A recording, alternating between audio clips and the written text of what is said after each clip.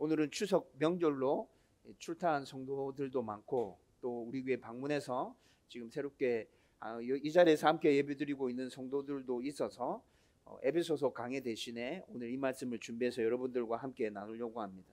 제가 몇 번 말씀드렸는데 저의 부모님들은 제가 태어날 때부터 농사를 지으셨고 한평생 농사 지으시다가 지금은 농사일 내려놓고 노년의 삶을 보내고 계십니다. 그래서 그런지 저는 오늘 여러분들과 함께 읽었던 이 말씀을 읽을 때마다 항상 이런 그림이 머릿속 이미지에서 떠오릅니다.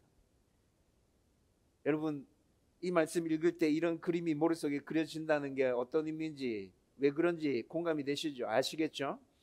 제가 농부의 아들로서 눈으로 보고 직접 경험한 짐을 나누는 수단은 지게가 아닙니다. 제가 경험한 것은 손수레와 경운기였죠. 제가 어릴 때 부모님들 손수레를 이용해서 짐을 옮기셨고 경운기를 이용해서 짐을 옮기셨습니다. 그리고 제가 크고 난 다음에는 이제 트럭이 그 일을 대신했고요. 하지만 옛날에는 지게가 짐을 옮기는 주요 수단이었죠. 그래서 아마 이 말씀을 읽을 때마다 이 그림이 머릿속에 떠오르는 것 같습니다. 이 세상의 모든 사람들은 남녀노소 동서고금 할 것 없이 누군가 각자의 삶의 짐을 지고 살아가고 있습니다. 자기 삶의 짐을 제대로 짊어지지 않으면 누구도 예외 없이 힘들고 어려운 삶을 살게 되죠. 문제를 직면하게 됩니다. 또 삶에서 짊어져야 할 짐을 나이에 맞지 않게 너무 일찍 지거나 혹은 너무 늦게 짐을 짊어지면 또 무겁다고 마음대로 그 짐을 내려버리면 큰일이 생긴다는 걸 우리는 너무나도 잘 알고 있습니다.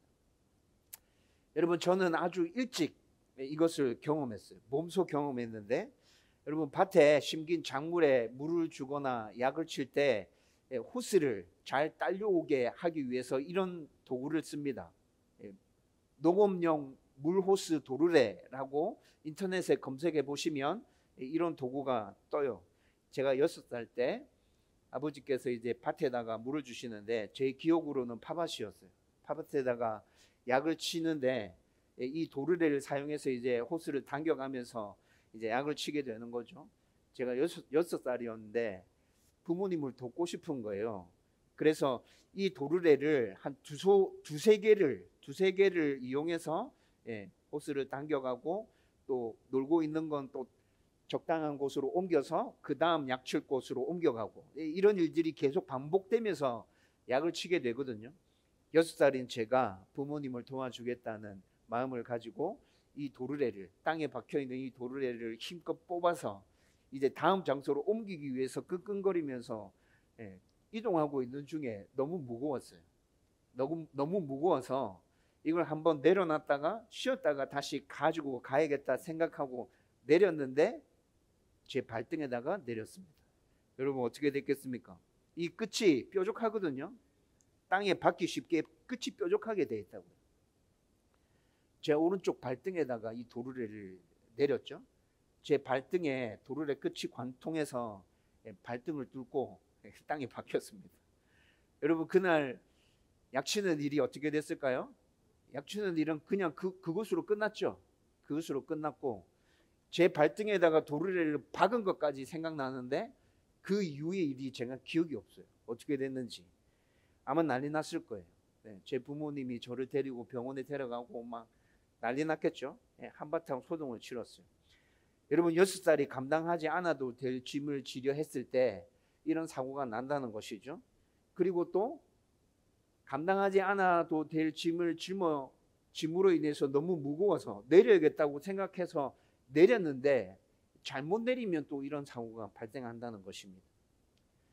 여러분, 지게를 져보신 분은 아마 아시겠지만 지게에 짐을 가득 올리고 난 다음에 출발하려고 할 때 일어설 때 그리고 짐을 내리기 위해서 멈춰서 지게를 내릴 때 가장 위험합니다. 균형을 잡기가 힘들거든요. 여러분, 지게 지보셨습니까? 네.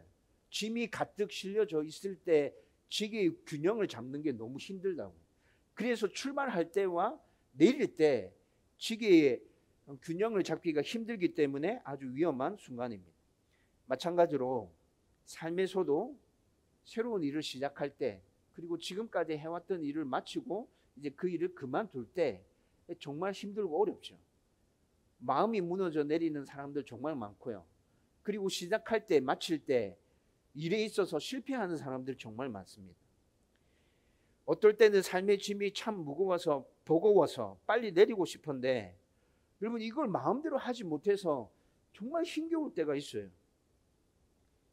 짊어진 짐을 내리자니 내 인생이 전부 다 무너져 내릴 것 같고 그래서 그냥 계속 지고 있자니 진짜 힘들어서 미칠 것 같고 오늘 저와 여러분들이 함께 읽은 이 말씀은 이런 우리에게 아주 중요한 교훈을 주고 있습니다. 그리고 이 세상을 살아가는 사람들에게 이 말씀의 교훈을 잘 받아들이고 그 말씀을 잘 붙들고 살면 참된 쉼과 참된 안식을 선사해 주는 말씀입니다. 여러분 저는 그래서 이 말씀이 우리에게 새로운 복음이라 생각합니다. 우리가 생각하는 복음은 예수님의 십자가와 부활이잖아요. 그런데 그것만이 우리에게 있어서 복음이 아니라 우리의 삶 전체에서 참된 쉼과 참된 안식을 주는 이 말씀이 또 새로운 복음으로 우리에게 주어지고 있구나라는 생각이 든다고요.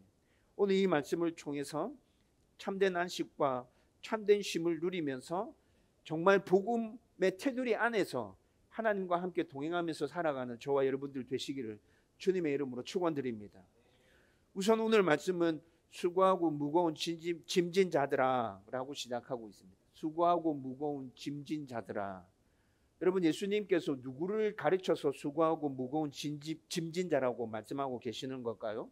예수님은 지금 짐을 지고 있는 자들을 당신께 초청하고 있잖아요. 그런데 여기서 말하고 있는 수고하고 무거운 짐진 자들은 이 세상 모든 사람들을 다 말하고 있는 것입니다. 저와 여러분들이 여기에 포함되고 있다는 거예요.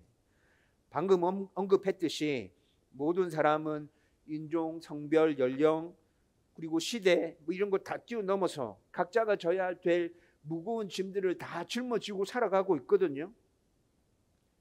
각자가 져야 할 그 짐을 짊어지지 않은 사람들은 가난과 패배의식과 죄로 얼룩진 삶을 살아갑니다.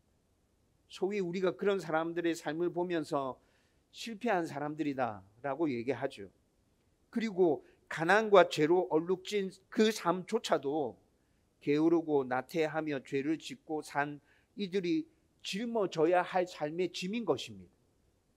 그들이 짊어져야 될 그 삶의 짐을 지고 살아가고 있다는 것이죠. 따라서 이 세상에서 자기 삶의 짐을 회피하고 살아가는 사람은 단 한 사람도 없습니다. 저와 여러분들도 그 짐 짊어지고 지금 살아가고 있잖아요. 각자 삶의 자리에서 열심히 그 삶의 짐을 짊어지고 어떻게 해서든지 균형을 잃지 않고 잘 걸어가기 위해서 애를 쓰고 있지 않습니까? 주님께서 오늘 이런 우리들을 초청하고 계십니다. 무겁고 힘겨운 짐진 자, 성훈아, 그 짐 나한테 가지고 와 라고 지금 저를 초청하고 계시는 거고 여러분들을 초청하고 계신다는 것이죠. 그렇다면 구체적으로 이 세상 모든 사람은 어떤 무거운 짐을 지고 있다는 것입니까? 그것도 한번 살펴봐야겠죠. 저와 여러분들이 짐을 짊어지고 있는 건 동의가 되고 이해가 되는데 그러면 그 짐의 정체가 무엇인지 우리가 좀 알아야 될 필요도 있을 것 같습니다. 여러분 방금 제가 던졌던 이 질문의 답은 굉장히 간단합니다. 그냥 삶 전체가 삶의 짐입니다. 그냥 짐이라고요. 삶 전체가 고통이라고요. 아담과 하와가 범죄하고 난 후에 삶 자체가 고통이 되었죠. 여러분 창세기 3장 17절에서 19절 말씀 보면 예수님께서 삶의 짐을 우리 가운데 허락하시는데 죄 때문에 그 삶의 짐을 허락하시는 거죠. 죄에 대한 벌로 고된 노동으로 땀을 흘려야 먹고 살 수 있다고 하나님께서 선언하십니다. 여러분 땀을 흘리면서 고된 노동을 해야 먹고 살 수 있는 것 자체가 삶의 짐을 지금 지고 살아가야 된다는 것이죠. 이 말씀은 육체적인 노동만을 가리키는 것이 아닙니다. 육체적인 노동 당연히 있어야 되고 그것과 함께 여러분 육체적인 노동이 아니라 하더라도 여러분들이 하고 있는 일, 여러분들의 삶 자체 쭉 살펴보면 스트레스 되는 일들이 너무 많아. 신경 쓰이는 거 너무 많고 그 스트레스와 그 신경 쓰므로 인해서 나를 힘들게 만드는 게 너무 많죠. 동료 관계에서 오는 힘듦이 있습니다. 왜 저런 눈빛을 나한테 보내고 있지? 왜 저런 말을 하고 있지? 왜 저런 행동을 하고 있지? 여러분, 이런 것들 생각하면서 오는 힘듦과 스트레스가 있잖아요. 이것뿐만이 아니라 태어나서 살아가는 모든 과정에서 자연스럽게 겪어가야 되는 힘듦이 있다고요. 여러분, 제가 이것도 몇 번 여러분들에게 말씀드렸습니다. 여러분, 스트레스의 정도를 측정하는 테스트가 있어요. 병원에 가보면 이런 테스트가 있습니다. 스트레스의 정도를 측정해 보면 아이들의 스트레스가 어른들의 스트레스보다 훨씬 더 높습니다. 여러분, 이거 아십니까? 여러분, 제가 교육학을 공부하면서 알게 됐어요. 여러분, 스트레스의 정도가 아이들이 훨씬 높다고요. 어른들보다. 진짜요? 애들은 그냥 해주는 밥 먹고 주는 돈 쓰고 그냥 집에서 부모의 돌봄을 받으면서 그렇게 살아가는데 도대체 애들이 스트레스 받을 일이 뭐가 있어요? 여러분, 애들의 스트레스가 왜 어른들보다 한참 높냐면 아이들은 한 번도 경험해 보지 못한 삶들을 계속 새롭게 경험하면서 살아가야 되거든요. 어른들은 새롭게 경험한 그 삶들이 쌓이고 쌓이면서 경험치가 되어져 있잖아요. 그래서 어떤 새로운 일들을 하더라도 예전에 경험했던 그 경험치에 비추어서 이런 일을 할 때는 이렇게 하면 돼. 어느 정도 계획이 세워지고 견적이 나오잖아요. 근데 애들은 그런 게 없어요. 애들은 그냥 하얀 도화지에다가 뭔가를 새롭게 써가야 되는 상태라고요. 여러분들이 내가 한 번도 경험해 보지 못하는 새로운 일들을 시작하려 할 때 여러분, 그것이 얼마나 스트레스가 되는지 여러분 아실 겁니다. 내가 경험해 보지 못한 전혀 새로운 일들을 시작할 때 그것이 얼마나 힘들고 어려운 일인지. 여러분, 아이들은 매번 그 일들을 경험하고 있다는 거죠. 그래서 아이들의 스트레스가 엄청 높아요. 때문에 아이들이라고 해도 자기의 삶의 짐을 짊어지고 살아가고 있는 거라고요. 어른만 삶의 짐을 짊어지고 있는 게 아니에요. 아이들도, 학생들도, 어른들도, 일을 그만두고 노년의 삶을 살아가고 있는 그 노인들도 자기의 삶의 짐을 짊어지고 있다는 것이죠. 여러분, 제가 40대 중반을 넘어가면서, 지금 40대 후반입니다. 40대 중반을 넘어가면서 나는 자연인이다 라는 프로가 그냥 자연스럽게 제 삶 속에 쑥 들어왔습니다. 여러분, 지금 그 프로 엄청 좋아하는 분들 되게 많을 거예요. 우리 지안이랑 지아가 그 프로를 보고 있는 저를 보면서 아빠 늙었다 이제 진짜 자연으로 들어가야 될 때 됐는갑다. 네, 가끔씩 그 얘기를 해요. 여러분, 그런데 40대 중반을 넘어가면서 그냥 나는 자연인이다 그 프로를 그냥 계속 보게 돼요. 어제도 봤어요.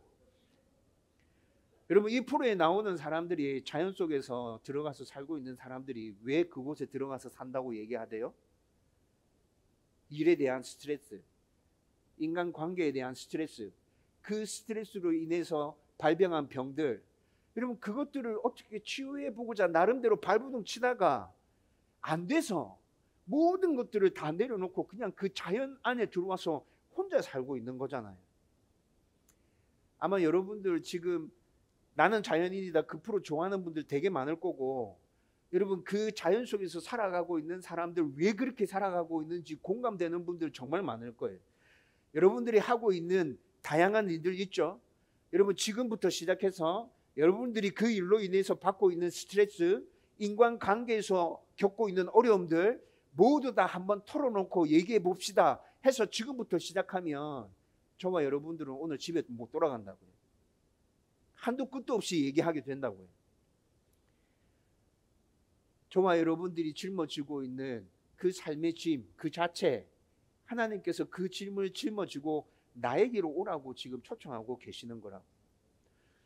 그리고 두 번째로 우리가 짊어지고 있는 짐, 또 어떤 짐이 있습니까? 죄의 멍에를 메고 육체와 마음의 병과 또 다양한 죄로 인한 고통과 괴로움 속에서 짐을 짊어지고 있습니다.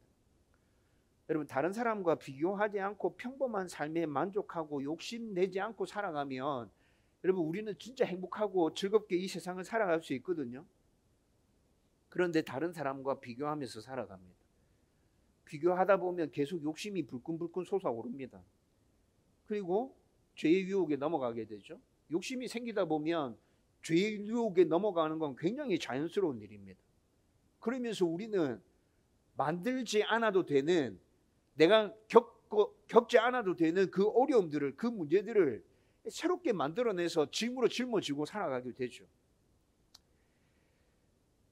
여러분, 이 세상에 살아가고 있는 사람들, 그 사람들이 앓고 있는 수많은 병들이 있습니다. 저도 난치성 희귀질환, 자가 면역과 관련된 질병을 앓고 있죠. 여러분들 아시는 분도 계실 테지만 저는 2달에 한 번씩 병원에 가서 정기 검진을 계속 받고 있어요. 나라에서 특별 대상으로 관리하고 있는 사람입니다. 제가 그냥 대충 살아가는 사람이 아니라고요. 나라의 관리를 받고 있는 사람이에요. 여러분, 그런데 그 수많은 병들 중에 죄와 상관없이 그냥 생기는 병들도 있지만 아주 많은 병들이 죄와 상관이 연결되어져 있는 병들이 많습니다. 죄 때문에 생기는 질병들이 되게 많다고요. 그리고 죄 때문에 생기는 질병, 육체의 질병들 뿐만이 아니라 심리적 불안과 초조로 마음의 병을 앓고 있는 사람들도 엄청 많아요. 여러분, 시대가 발전하면 발전할수록 이 마음의 병을 앓고 있는 사람들이 굉장히 많이 늘어나고 있는 것 같아요. 여러분, 이런 모든 것이 우리가 짊어지고 있는 무겁고 힘겨운 삶의 짐이라는 것이죠. 이런 짐을 짊어지고 살아가고 있는 사람들을 오늘 예수님께서는 나에게 오라고 초청하고 계시는 것입니다. 그렇다면 예수님은 자기에게 나온 자들을 어떻게 쉬게 하신다는 겁니까? 여러분, 이것도 살펴봐야겠죠. 네. 자기에게 오라 하는데 예수님께 가면 도대체 예수님이 우리를 어떻게 쉬게 해주신다는 건데? 예수님과 함께 그분의 멍에를 메고 예수님의 가르침과 모범을 따르면 쉼을 얻게 해주신다. 오늘 29절에 그렇게 말씀하고 있어요. 예수님과 함께 당신의 멍에를 메고 예수님의 모범을 따라서 예수님처럼 살아가면 쉼을 얻게 될 거야. 예수님 지금 이렇게 말씀하시면서 자기에게 오라고 지금 얘기하고 계시는 거거든요. 여러분, 그런데 29절 말씀에 보면 제가 읽어드릴게요. 나는 마음이 온유하고 겸손하니 나의 멍에를 메고 내게 배우라. 나의 멍에를 메고 내게 배우라. 여러분, 지금 짊어지고 있는 짐이 힘들어서 못 견딜 것 같아서 예수님께 나왔는데 29절에 지금 예수님 뭐라 얘기하세요? 나의 멍에를 메고 내게 배우래요. 예수님의 멍에를 또 메래요. 여러분, 이렇게 말씀하시면 어떻게 반응하게 되죠? 어떤 마음이 드세요? 또 메야 된다고? 지금 짊어지고 있는 것도 지금 환영할 것 같은데 또 메라고? 여러분, 이렇게 예수님 말씀하시면 예수님 악한 주인처럼 보이잖아요. 종들을 막 괴롭히는 갑질하는 악한 주인, 사기치는 사람처럼 보이지 않으세요? 아니, 지금 짊어지고 있는 짐이 무거워서 당신에게로 오라 그러면 쉬게 해준다 얘기해놓고 당신 것을 또 메라고? 웃기고 있네 이 양반. 지금 무슨 소리 하고 있는데. 여러분, 이런 생각 들잖아요. 그런데 예수님이 어떤 분인지를 알면 예수님이 지금 이렇게 이야기하는 것을 받아들일 수 있게 됩니다. 여러분, 오늘 29절에 예수님이 자기 자신에 대해서 소개를 해주는데 어떻게 소개해 줍니까? 나는 마음이 온유하고 겸손하니. 예수님이 자기 자신에 대해서 이렇게 소개해 주고 있다고요. 예수님은 모든 사람을 친절하고 너그럽게 대하시는 분이십니다. 이것이 오늘 여기서 얘기하고 있는 온유입니다. 예수님은 모든 사람들을 친절하고 너그럽게 대하시는 분. 그리고 하나님이신 예수님이 사람의 몸을 입고 낮아지셨죠? 이것이 예수님의 겸손입니다. 예수님의 모든 사람을 구속하기 위해서, 예수님은 모든 사람들을 구속하기 위해서 성부 하나님께 철저하게 복종하시면서 낮아지셨죠. 자기 모든 것들을 다 비우셨어요. 예수님의 온유와 겸손은 우리를 향한 무한한 사랑에서부터 출발하는 것입니다. 무한한 사랑을 예수님 바탕에 깔고 그 사랑에서 온유함으로 우리를 대하신다고요. 너그럽고 친절하게 우리를 대해주시고, 그리고 또 우리를 품어주시기 위해서 당신의 모든 것들을 다 내버리시고 겸손해지셔서 낮아지셔서 사람처럼 오셔서 우리를 대해주고 계신다고요. 여러분 에베소서 말씀 나누면서 에베소서 4장 2절 말씀에 보면 온유에 대한 부분이 나왔어요. 그래서 온유를 헬라어 원어로 어떤 의미가 있는지에 대해서 여러분들에게 설명해 드렸죠. 여러분 온유는 헬라어 원어로 살펴보면 야생마가 길들여진 상태를 의미하는 단어가 쓰여지고 있습니다. 야생마가 길들여진 상태. 아무리 좋은 야생마라도 길들여지기 전까지는 그 말은 명마가 아닙니다. 그렇죠? 쓸모없는 말이에요. 말로서 좋은 조건을 다 갖추고 있다 하더라도 길들여지지 않으면 그건 쓸모없는 말이라고요. 그런데 그 말이 길들여져서 주인의 통제에 따르기 시작하면 그때 비로소 명마로 거듭나는 것이잖아요. 여러분 온유라는 의미에 이런 의미가 다 포함되어 있다 그랬죠. 여러분 예수님께서는 하나님이십니다. 모든 능력과 모든 권세를 다 쥐고 계신 분이시라고요. 그런데 그분이 이 세상에 살아가는 모든 사람들을 구속하기 위해서 무한한 사랑을 마음에 품고 당신의 모든 것들을 다 내려놓고 그렇게 이 세상에 오셨어요. 그리고 사람들을 온유함으로 대해주고 계신다고요. 겸손함으로 사람들과 함께 똑같은 삶을 살아가고 계신다고요. 예수님이 이런 분이에요. 이런 예수님이 당신의 멍에를 지라 말씀하고 계세요. 여러분 이 예수님이 우리에게 사기칠 것 같습니까? 예수님이 이런 모습으로 우리에게 찾아오신 분이라면 여러분 당신의 짐을 지라고 멍에를 매라고 말씀하시는 이분이 저와 여러분들에게 거짓말하고 사기칠 것 같아요? 그렇지 않죠. 예수님이 이런 분이라면 예수님의 멍에가 정확하게 뭔지 모를지라도 그 멍에 한번 져보자. 예수님이 진짜 이런 분이라면 그 멍에 한번 져보자. 내 인생의 짐이 진짜 다 사라지고 하나님과 함께 예수님과 함께 행복하게 살아갈 수 있을 것 같아 라는 생각이 들지 않으세요? 그리고 여기서 우리가 꼭 기억해야 할 것이 있습니다. 예수님께서 오늘 나의 멍에를 지고 오라고 말씀하고 계시잖아요. 그런데 여러분 팔레스타인 지방의 멍에는 소 2마리가 항상 함께 지는 멍에입니다. 여러분 인터넷에서 검색해 보십시오. 팔레스타인의 멍에 찾아보면 소 2마리가 항상 함께 지는 멍에라고요. 이 말이 무슨 말이에요? 예수님은 우리에게 당신과 함께 당신의 멍에를 메고 나아가자고 지금 초청하고 계시는 거예요. 우리 혼자만 당신의 멍에를 지라 말씀하시는 게 아니라고요. 나와 함께 나의 멍에를 지자. 더 쉽게 설명해 드리면 우리의 모든 삶에 예수님이 동행하시면서 도와주시고 인도해 주신다는 거예요. 내가 도와주고 내가 인도해 줄게. 내가 앞장서서 나의 멍에를 메고 걸어갈게. 너는 그냥 나의 멍에 안에 들어와서 나와 함께 걸어가면서 너의 인생의 모든 짐을 다 나에게 맡기면 돼. 예수님 지금 그 얘기하고 계시는 거죠. 예수님은 우리를 절대로 고통 가운데 혼자 내버려 두시는 분이 아니십니다. 이뿐만이 아니라 여러분 29절 말씀 또 잘 들여다보면 나의 멍에를 메고 내게 배우라 말씀하십니다. 내게 배우라.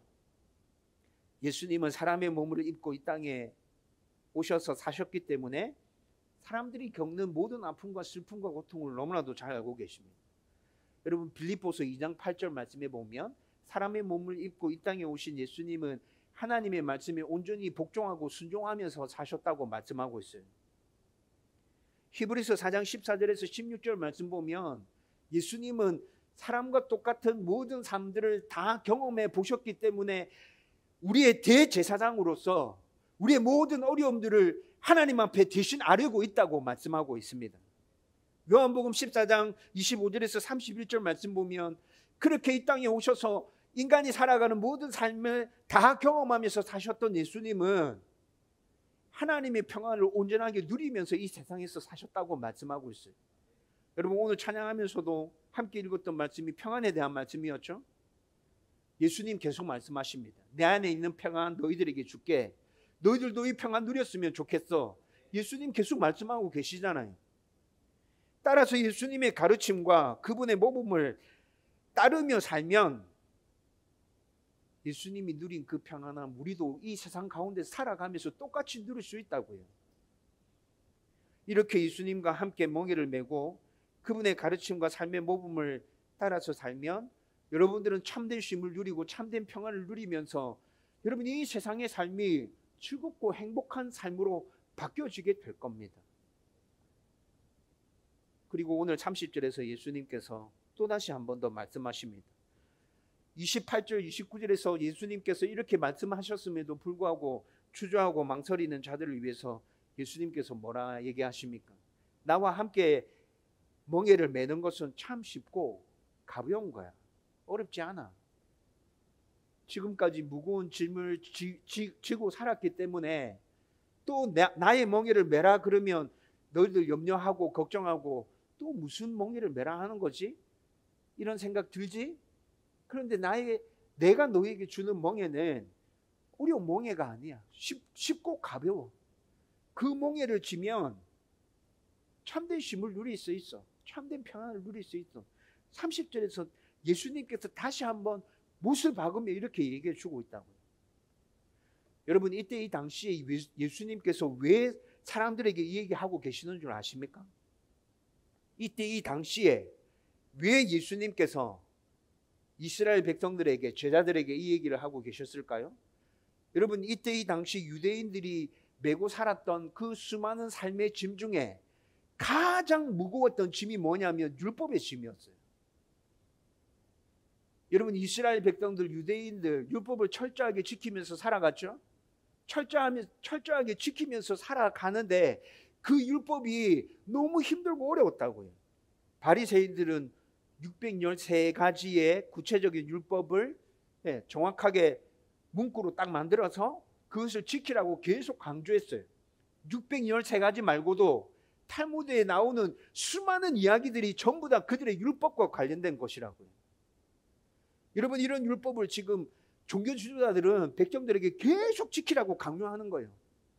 여러분, 이 율법 중에는 이런 것도 있습니다. 안식일에는 밥을 해서도 안 됩니다. 돈을 사용해서도 안 됩니다. 짐승을 부려서도 안 됩니다. 안식일에는 환자를 치료할 수 없습니다. 짐승이 병들어서 죽어가고 있는데 안식일에 그 짐승을 치료할 수 없어요. 한 번에 이동할 수 있는 거리도 정해져 있었습니다. 안식일 날 한 번에 이동할 수 있는 거리. 심지어는 전쟁을 치르고 있는 중에도 안식일 날은 전쟁을 쉬어야 됩니다.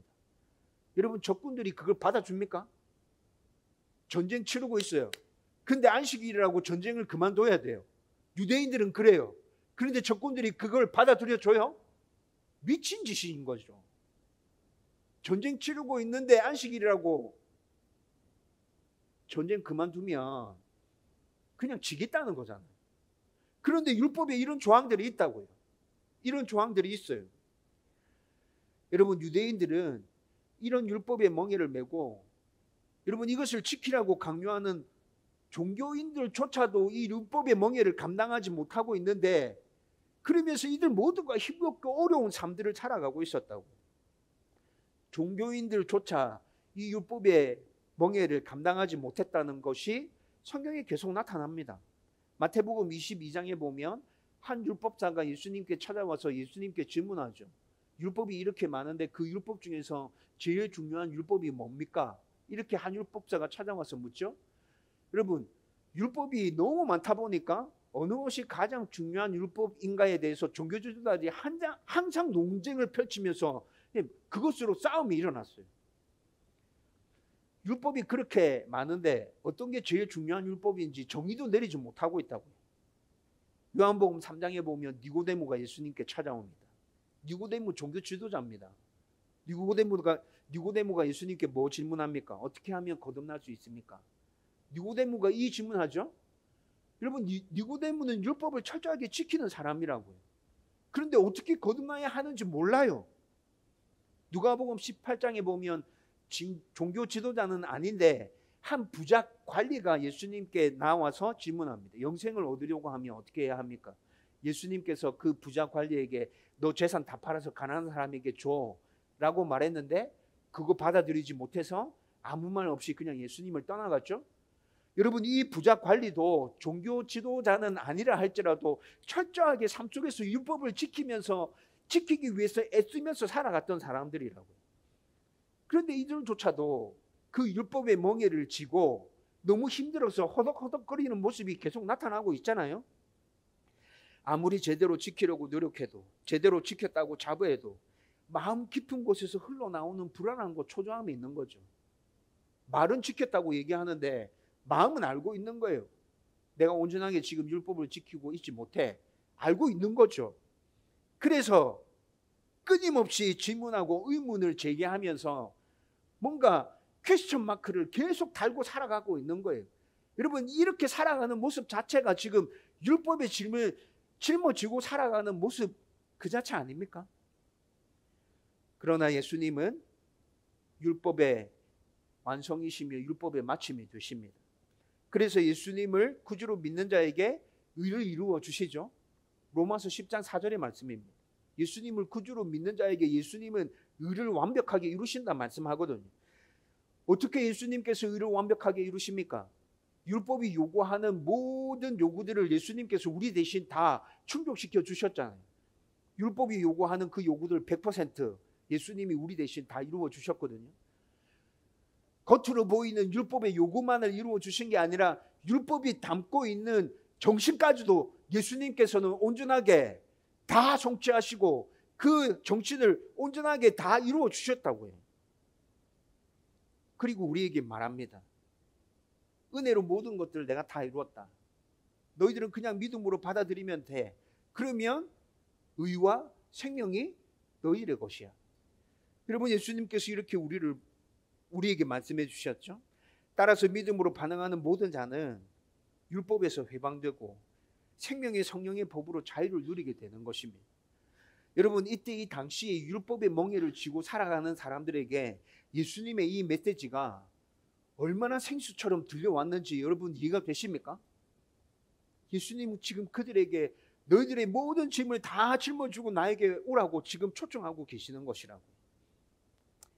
예수님의 멍에를 메고 그분 안에 있는 평안과 쉼을 누리는 건 이렇게 너무나도 가벼운 것입니다. 쉬운 것입니다. 예수님께서 이미 다 이루어 놓으셨거든요. 예수님이 다 이루어 놓으신 그것을 그냥 믿음으로 받아들이면 되는 것이라고요. 그 믿음으로 받아들이는 것을 오늘 예수님께서는 나의 멍에를 같이 매자라고 말씀하시는 거라고요. 예수님께서는 우리의 삶의 힘듦과 어려움들, 고통, 고민, 불안 모든 것들 다 알고 계시죠. 우리의 죄성도 알고 있습니다. 구원받았음에도 불구하고 여전히 내 안에 남아있는 그 죄성. 그래서 하나님의 백성으로 이 땅에서 살아가고 있을 때 그냥 불쑥불쑥 나도 모르는 사이에 튀어나오는 그 죄성까지도 예수님께서 다 알고 계시면서 지금 이렇게 우리를 초청하고 계신다는 것이죠. 온유하고 겸손하신 예수님과 함께 예수님의 멍에를 메고 예수님의 모범과 가르침에 따라서 살기를 지금 예수님은 원하고 우리를 초청하시는 것입니다. 그리고 그 초청에 반응하며 그렇게 살겠다고 저와 여러분들이 결심하기만 하면 우리 삶의 모든 짐을 예수님께 내려놓고 예수님께서 주시는 참된 기쁨과 평안을 누리면서 저와 여러분들이 이 세상에서 살아가게 될 것입니다. 저와 여러분들이 예수님의 초청에 제대로 반응할 수 있기를 주님의 이름으로 축원드립니다. 여러분, 이제 말씀을 정리하려고 합니다. 여러분, D.L. 무디라는 사람 잘 알고 계시죠? D.L. 무디라는 사람이 이렇게 얘기했습니다. 영혼의 안식, 이것은 고달픈 인생 모두가 바라고 추구하는 인생의 최대 목표이다. 맞습니까? D.L. 무디가 이렇게 얘기했어요. 영혼의 안식, 이것은 고달픈 인생 모두가 바라고 추구하는 인생의 최대 목표이다. 여러분, 우리 영혼의 안식, 우리 삶의 평안, 여러분, 우리가 정말 바라고 소망하고 있는 것 아닙니까? 이 세상을 살아가고 있는 많은 사람들이 이 말에 공감할 겁니다. 그런데 이해할 수 없는 것은 많은 사람이 이 말에 공감하면서 욕심과 교만을 버리지 못한다는 것입니다. 그래서 끊임없이 다른 사람들과 비교하면서 더 좋은 것을 얻으려고 하고 더 높은 곳에 올라가려고 하고 더 많은 돈을 벌기 위해서 자신을 계속 고통 속으로 내몰고 있습니다. 욕심내지 않고 교만하지 않고 다른 사람과 비교하지 않고 여러분 그냥 평범한 삶에 만족하면서 살아가면 우리는 충분하게 하나님의 평안과 기쁨과 행복을 누리면서 이 땅에서 살아갈 수 있다고요. 근데 왜 끊임없이 비교하고 욕심내면서 그렇게 힘들고 어려운 삶들을 살아가고 있습니까? 참된 쉼과 참된 평안을 누리기 위해서 큰 집이 꼭 있어야 됩니까? 좋은 차를 꼭 타야 하나요? 돈을 엄청 많이 벌어야 됩니까? 좋은 직장에 다녀야 합니까? 여러분 이런 것 있음에도 불구하고 평안을 누리면서 살아가지 못하는 사람들 우리는 계속해서 보지 않습니까? 우리가 보기에는 가난하게 사는 것 같은데 행복하게 사는 사람들의 모습도 우리는 주변에서 계속 보고 있잖아요. 여러분들의 평안과 여러분들의 행복과 여러분들의 기쁨을 왜 자꾸 세상의 기준으로 갖다 놓고 맞추려고 합니까? 오늘 예수님께서 우리에게 하시는 말씀은 그런 생각을 가지고 이 세상을 살아가고 있는 당신의 자녀들에게 그 생각 내려놔. 그거 아니야. 니네들 짊어지고 있는 짐 모두 다 짊어지고 나한테 와. 나의 멍에를 매. 내가 모든 것을 다 이루었어. 너희들이 평안을 누릴 수 있는, 너희들이 행복하게 살 수 있는 모든 것들을 내가 다 이루었어. 너희들은 그냥 믿음으로 받아들이면 돼. 그 믿음의 멍에를 져. 그리고 나와 함께 참된 쉼을 누리면서 참된 안식을 누리면서 그렇게 기쁘게 살아갔으면 좋겠어. 여러분 오늘 말씀은 예수님께서 우리에게 하시는 이 메시지라고. 저와 여러분들이 오늘 이 말씀을 잘 기억했으면 좋겠어요.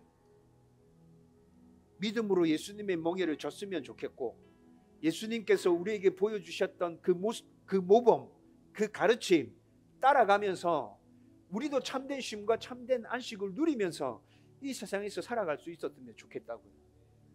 저와 여러분들이 그러한 삶을 살며 하나님 앞에 온전한 영광 올려드릴 수 있기를 주님의 이름으로 축원드립니다.